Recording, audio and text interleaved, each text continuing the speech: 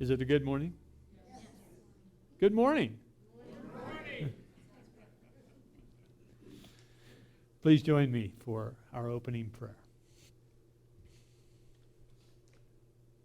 Father, Mother, God, we give thanks for this opportunity to be open to the awareness of your presence here, now. To let that be an affirmation for us this week. I am open to your presence here, now. Please repeat after me. I am open to your presence here, now.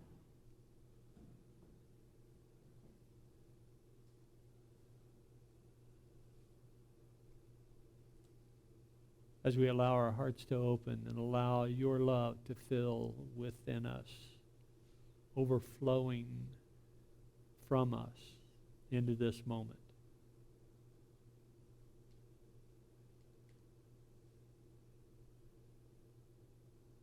We are blessed.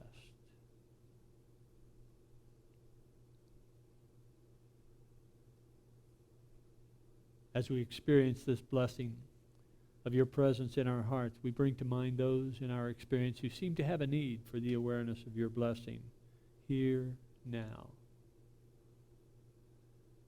We hold them in consciousness. We see them embraced. We see them vitalized, permeated with your love.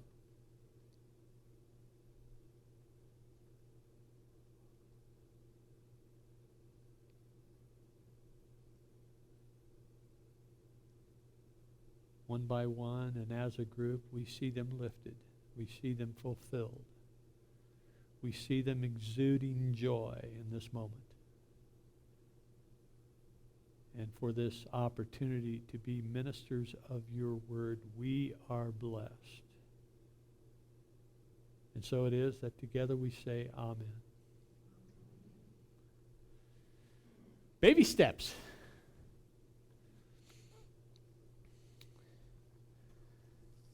By the way, for those of you in our internet audience and those of you here who have your smartphones out, you will not get a response from me as you text to Living Water Unity because my smartphone is on my nightstand at home.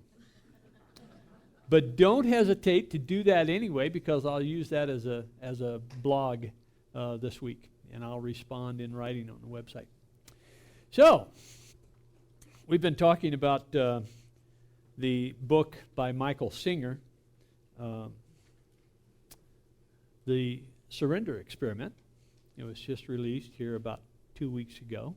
And so I, impressed with Michael Singer's earlier book, The Untethered Soul, which we covered in a series, probably 4 years ago. I jumped on it. I said, yes, we're going to do that. I don't know what it is, but we're going to do that. And wow, what a interesting book. It turns out that this book is it's not a reflection, it's a story of Michael Singer's life and how he began as the story begins when he was in graduate school. He was studying economics. And, he saw himself progressing through economics and doing whatever economists do. He was in a doctoral program. And he had a conversation with his brother-in-law,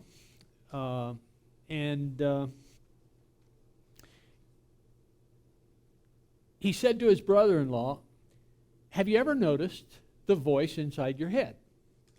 And it turns out that question was an expression of his desire to know what that voice is. And in fact, he spent the rest of his life working on that. I don't know whether the rest of his life, but up to the point he was writing the book in the last couple of years. Well, it turns out that Michael Singer, how many of you know of Michael Singer? Okay? How many of you know that he was the CEO of a $1 billion software company? One of the first and one of the highest rated medical yeah, you're reading the book. Medical practice management packages And he was one of the first back in the late 70s, early 80s. Well, Michael Singer has, throughout his career, has held this question, what is that voice? Who is that speaking to me? It's been the focus of his exploration. And he has continued to have this desire to find this out, regardless of the fact that all of this other worldly stuff was coming his way. But early in his exploration, he was intrigued by the idea that when he let go of his control, that the universe was very responsive. Responsive not necessarily in the things that he wanted, but rather responsive in the things that he needed.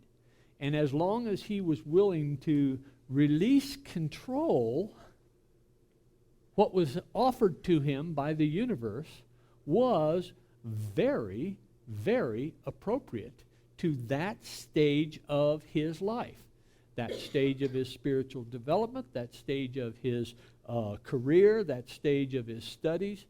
And this book is story after story after story recounting the events that occurred and the way the universe responded to his letting go.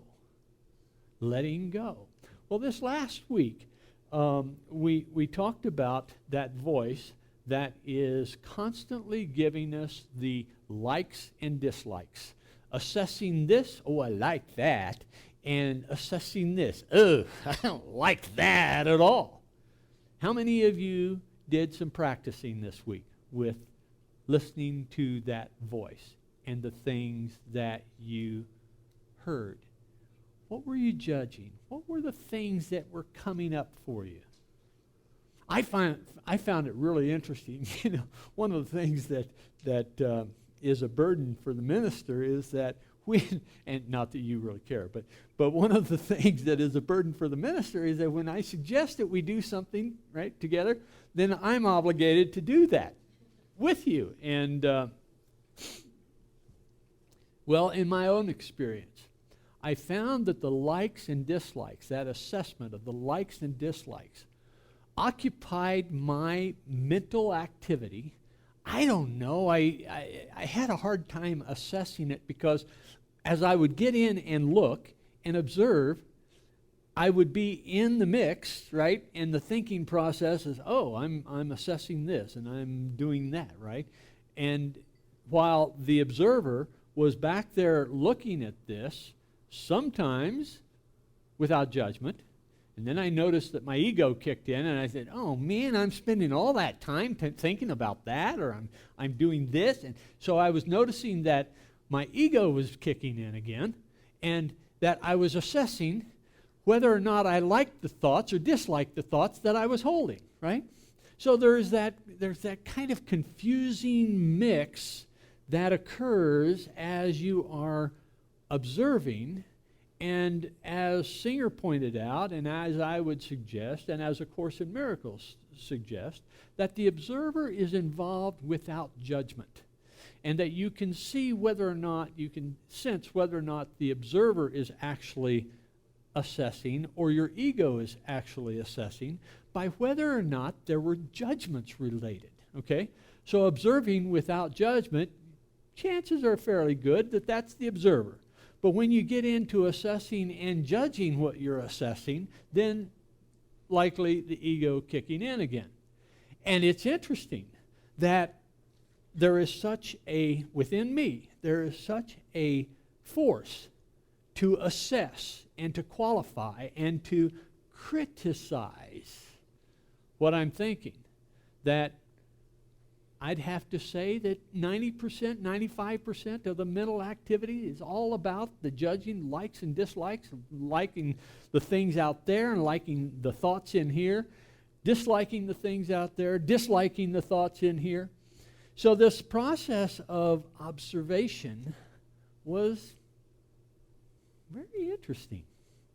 What was your experience with the observing of the likes and dislikes this week?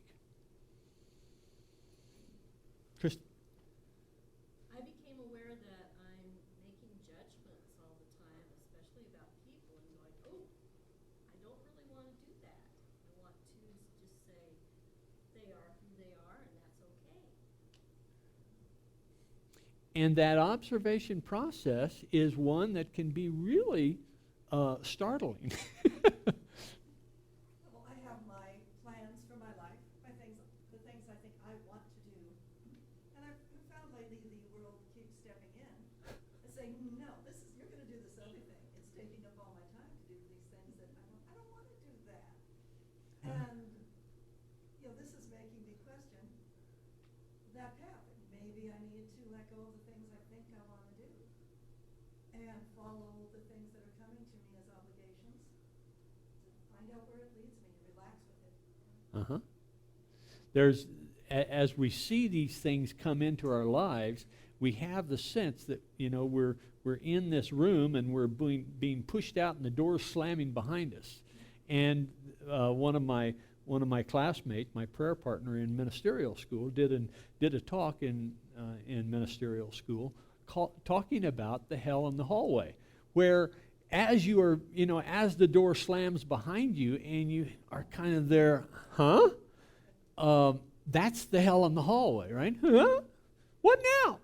Well, and Singer's book talks about this, not so much the hell in the hallway, but more of, well, I thought that was what I was headed for. I thought that this was going to be my life destiny. I mean, he has anecdote after anecdote about how this unfolded. He had no idea when he was a graduate school student that he was going to rise to be the head of a billion-dollar corporation. That was just not in his plan. He was far more interested in following this question of what is that voice within me. He was talking to a graduate student, a fellow student, about this voice inside, and this fellow gave him a copy of a book called 3 Pillars of Zen. And the 3 Pillars of Zen ended up being the foundation text that he used in his initial study. And it talked about this thing called meditation, and, offered him some ideas about how to meditate. And so he began the meditation process. He was living in his van during graduate school. He had found a place out near Limestone Quarry, and it was very private out there. It was an abandoned quarry. It was very private out there. And so as he was going to school, he was living out there. He had no idea what was next, and he wasn't really concerned about that. But he was starting to get the sense through these things that were happening at the minor level in graduate school. Something would come up, and he would let go of his control, and the universe would respond. Well, what happened was he was living in the van out in the limestone pit, had no idea about where he was going next, but he was getting gas. And the gas station attendant asked him where he lived. And he responded that he was living, out by the quarry. And the gas station attendant said, well, there's this place called April Estates, which is not far from here. It's north of Gainesville. He was studying in Gainesville, Florida.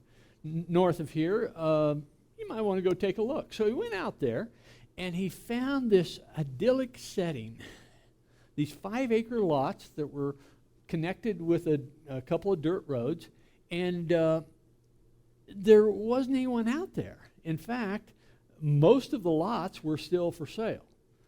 So as he spent time out there, he realized that, wow, wouldn't this be wonderful? I could buy some land here, and I wouldn't have to rely upon that limestone pit or being kicked out of there. I could just pull up my van here and enjoy. Well, it turns out that he had some money because his father had a budget for his graduate school, and because of his fellowships, he was able to save some of that tuition money, and he ended up with about $15,000. So he went to the owner of the land. He, even though 2 lots, he wanted to get to 10 acres. two adjoining lots, even though the price was not going, he was not going to be able to buy based upon the list price. They negotiated, and because there were so many lots still left to sell, the price came down to where he was able to buy it. And he and a friend decided to build a little meditation cabin.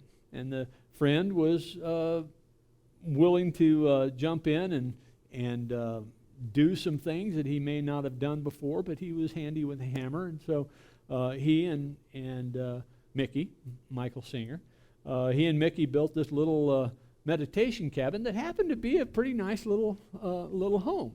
And that home became a gathering place for acquaintances to come out and spend some time on a regular basis. It turns out that they started gathering on a Sunday morning. And their spiritual practice was about meditation and about exploring this inner realm. Well, it became more and more popular. And so this little cabin that was intended to be just his own meditation cabin was starting to be a little bit cramped for the people that were gathering. So several of the people in the community said, well, let's build a larger building. And so they built a larger building. But all this time, all he wanted to do was to focus on his inner journey. Who is that voice that is inside my head? But he let go of his control to keep the cabin for himself, to keep people away so that he could just have his solitude there in that 10 acres. And over time, what happened was that this next building became a wonderful gathering place for a very fairly sizable community. Well, he had been married in graduate school, but they had parted ways. His wife's brother was the one that he was talking to in that original conversation. Have you noticed that voice inside my head? And so one summer, it was getting a little bit hot in Florida. He traveled to Northern California, and in fact, his ex lived in Northern California at that time. So he visited her, and he found that she had, all over her apartment, she had the picture of this Indian mystic, Baba. Sai Baba, you may know of Sai Baba. But had this picture of this mystic, Sai Baba, plastered all over the place. And so she started talking to him about this fellow, and he became intrigued. When he went back to Gainesville, he decided, well, wouldn't it be interesting if I could bring Baba through Gainesville? Well, it turns out that Sai Baba had been here once before, but nonetheless, it was in the early part of his career. His North American tour company, the touring group that was handling Baba's visit, was not particularly impressed with this idea of him stopping in Gainesville, but they entertained the proposal that he made, and it turns out that he was able to get Baba to stop in Gainesville. And Baba's presence in Gainesville and his group's sponsoring of this became a coalescing, a condensation of much greater population, right? He still is trying to figure out, who is this voice inside my head? He is still letting go of anything that's going on out there and just responding, but he is now coming to the realization that one of his great purposes in life, maybe the ultimate purpose in life, was to serve others. And so as these things would come up, and he would let go of his control and desire to keep things, small and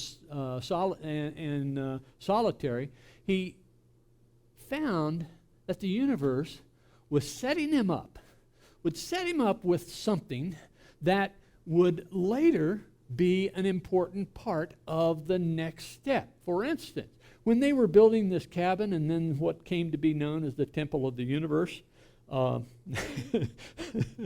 that's kind of a precocious name, isn't it? Temple of the Universe. But he was out walking on his property. He came back one day, and there in front of his property was a sheriff's car. And the deputy was leaning against the car, like this. Well, this was kind of an imposing, intimidating figure. He was a hippie, he was enjoying his land. He had been living in a van, but recently had built these 2 buildings with a friend of his. And the sheriff's deputy said, "Who's in charge here?" Well, that would be me, he said. He says, "I've been looking at your buildings here, and I've got a garage that I want to convert into living space, and I'm impressed with what you've done here. Would you be willing to?" Well, okay. So he had no idea that he was going to do construction, but at this point it was surrender, surrender, surrender, surrender, surrender, and began this company that came to be known as Built with Love. Built with Love became a very, very prosperous construction company. He moved from renovation to renovation, first working with people in the sheriff's department, and then expanding into other people in the city government. And then that word became something that people started saying, you know, this guy is really good. If you want to have a house built, you should. Well, he had never built a house by himself, but or you know, with his crew. It's always been renovation. But this young couple came to him and said, you know, we need to build a house, and we'd like you to do it.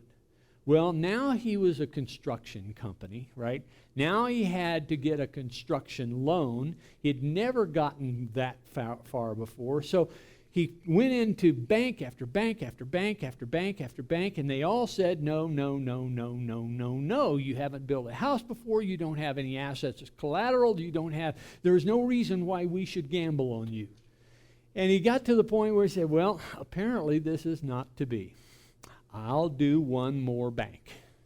And so as he was in the bank, he was scheduled to talk with a loan officer, and the receptionist kept moving people in front of him. You know, well, this person come in, oh yeah, you talk to that loan officer. Well, after a couple of hours, he was practicing his centering meditation and not getting attached to what was going on with the receptionist. And the receptionist says, okay, it's time, follow me.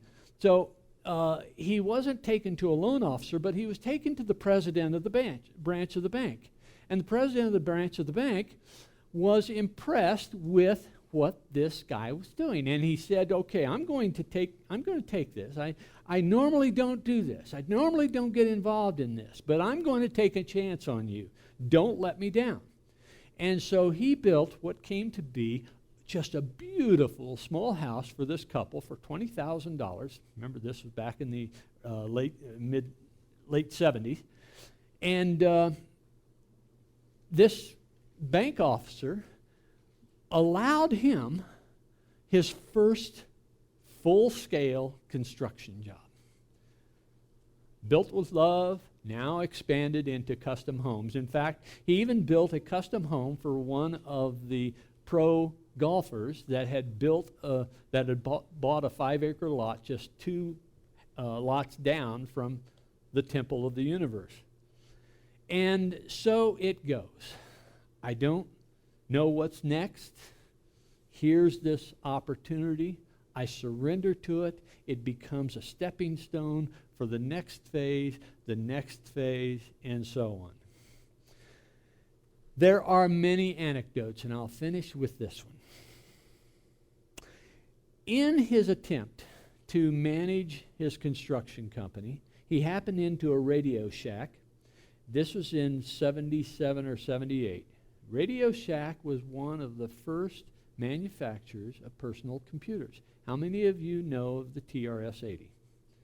TRS-80 was 16K of memory. It was a tape drive that you recorded your programs onto. It had a 12-inch monitor and a keyboard. He was fascinated by this, spent lots of time with it, decided that he would get one. He spent $600 for this clunky old gray and brown TRS-80, and he started programming it. Now, this was in the late 70s, 77, 78, and he became really adept at this thing called BASIC, to the point where he was able to write a program for his construction company. His construction company was not too complex, but the bookkeeping was something that he had to build for himself. There was no programming packages out there.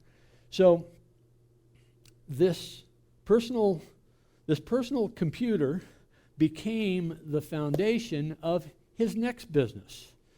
This next business was contract programming for small businesses. And this programming became such that he was working all over the state. But he wanted to come back for his Sunday morning gathering, so he could not go very far. But there was a fellow in his community now who had a pilot's license, and they were able to rent a small plane, and he was willing to fly Mickey to Miami, to other places within Florida for these 2 or 3 day visits. But he always wanted to come back to his gathering. Such was the beginning that allowed him to make connection with several doctors' offices. And those doctors' offices said, there's nothing out there that works. We need to have a medical billing system. And the medical billing system that came to be known as medical practice manager, or medical manager, that product became the foundation of his billion-dollar company. All the while, he was still trying to answer the question, who is that voice inside my head? Well, our tradition has some very powerful wisdom. But because it is clothed in something that many of us reject, that is this idea of a vengeful God, we throw the baby out with the bathwater, and we don't attend to the wisdom that is within our Scripture. But here's one from the Judaic tradition in Proverbs 3, verses 5 and 6. Trust in the Lord with all your heart, and do not rely on your own insight. In all your ways acknowledge him, and he will make straight your paths. There's a lot of baggage in that passage. Can you see it? Do you feel it? Trust in the Lord. Now, this is the same Lord that was going to smite you for various offenses, right? But trust in the Lord with all your heart, and do not rely on your own insight. In all your ways acknowledge him, and he will make straight your path. Well, Michael Singer would say, trust in the universe. Allow the universe to be responsive to what it is you need, not necessarily what it is you want. Okay? So, out of Proverbs, we have the basis, in fact, of Michael Singer's work of surrendering, surrendering, surrendering, surrendering. And then we come into the later Christian scripture in Matthew 16. Then Jesus told his disciples, if any want to become my followers, let them deny themselves and take up their cross and follow me. For those who want to save their life will lose it, and those who lose their life for my sake will find it. For what will it profit them if they gain the whole world but forfeit their life? Or what will they give in return for their life? Now, think about this. Think about the baggage that is in this. Take up your cross. What is the cross the symbol of? It's the symbol of that horrible crucifixion experience, right? Take up your cross and follow me. What? I am not interested in being nailed to a tree. I'm not interested in that at all. So why should I pay attention to this? Well, take a metaphysical perspective on this. From a metaphysical perspective, what we're doing is we're looking at how this wisdom is applicable in our own consciousness. It's not about the out there. It's about the in here. And the in here, what do we have? If any want to follow, to become my followers, is he talking about, from a metaphysical perspective, is he talking about this 2,000 year ago teacher walking a strip of land 10 miles by 60 miles? Is he talking about being on the road behind him as he is trekking down? No. From a metaphysical perspective, what this is talking about is attending to that Christ within. If you want to be the followers of the Christ within, take up your cross and follow me. Well, what is the cross? It's not that symbol of that horrible torture, but rather it is, as Charles Fillmore, co-founder of Unity, would say, the cross represents the crossing out of the ego consciousness. The ego consciousness, A Course in Miracles says, is that aspect of our consciousness which insists upon separation from yourself and others, from yourself and God. In fact, that separation does not exist in truth. So take up your cross and follow me is about crossing out your ego consciousness and following the Christ consciousness. Does that make sense? Okay, so here we have the wisdom that is buried in our Christian scripture that has so much baggage when we look at it literally that is starting to now be very coincident with the teachings of Michael Singer, right? You see it? You see that comparison?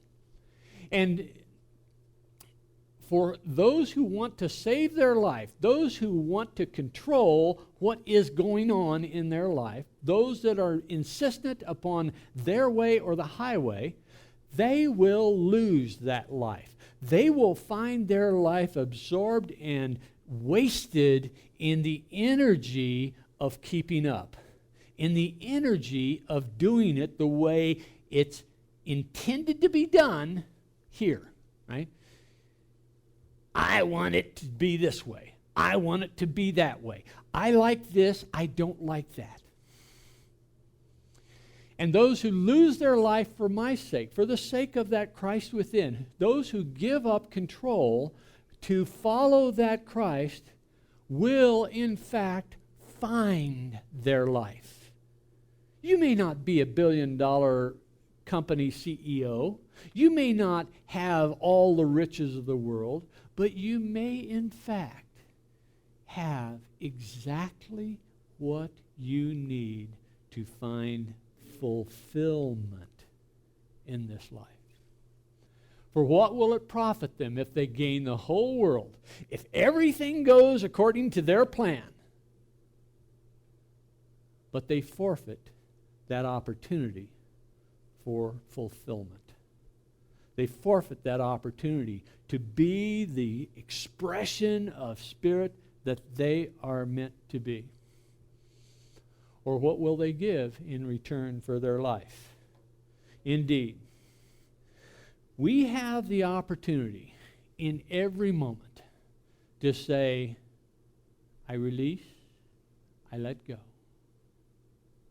I let the Spirit run my life. Remember last week I told you that those songs could be the preamble to each and every one of these talks in the series? I release and I let go. I respond with love. I allow myself to be the expression of service of Spirit in this moment and to serve that Spirit to the best of my ability.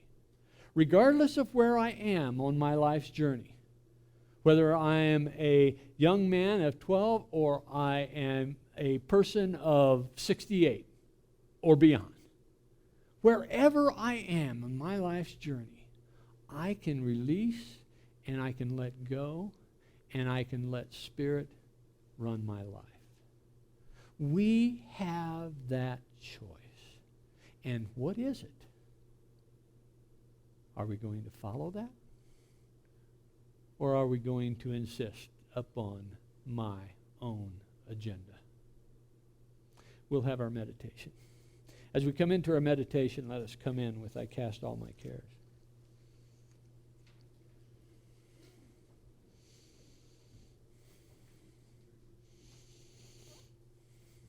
Next steps this week.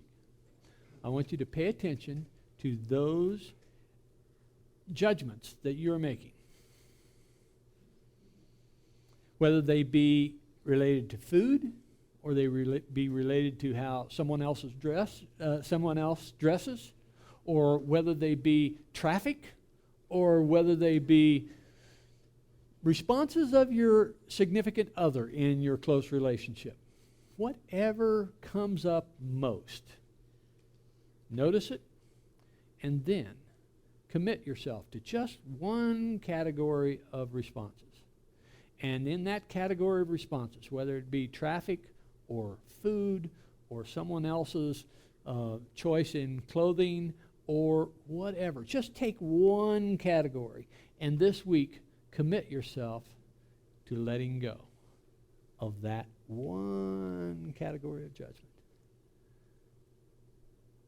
In reality, it's not going to affect your life adversely, but it will give you practice in letting go of that one category of judgment. And you know what the next steps will be. One step at a time. We'll have our meditation. As we come into our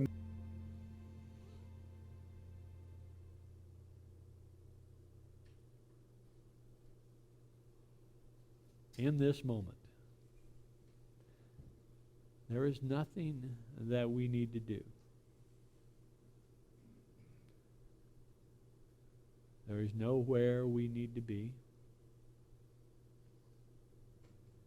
There are no judgments that we need to make. In this moment, let us rest.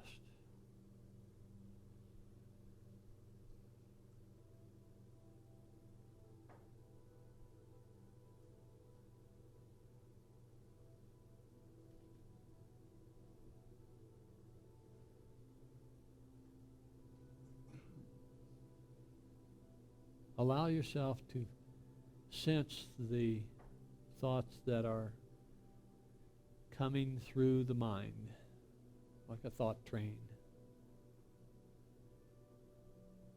chugging through consciousness, demanding your attention.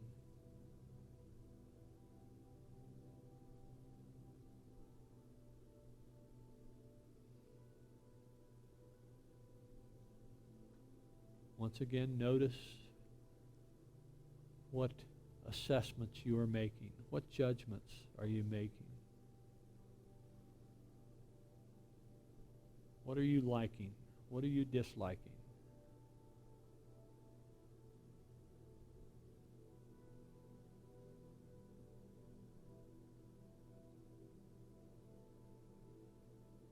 Allow those thoughts to just march on through without attachment. Just observe.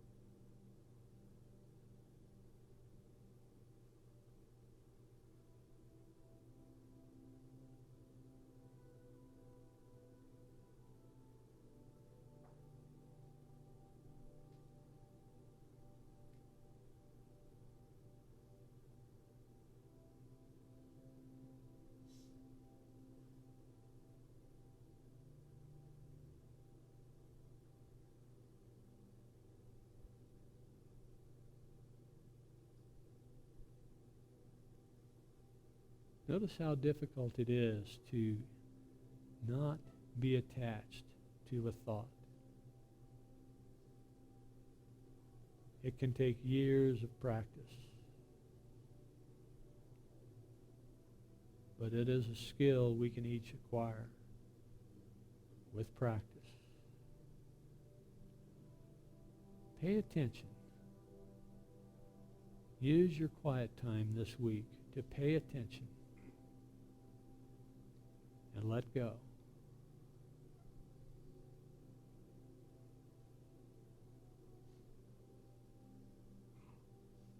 Feel the freedom that comes from that release. Feel the lightening of consciousness Feel the transformation of your countenance. Feel yourself lifted, transformed.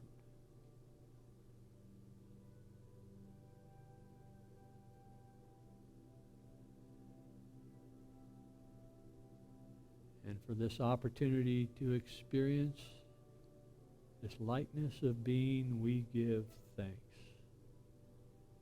And so it is that we come back into this time and space, sharing the words of Alleluia.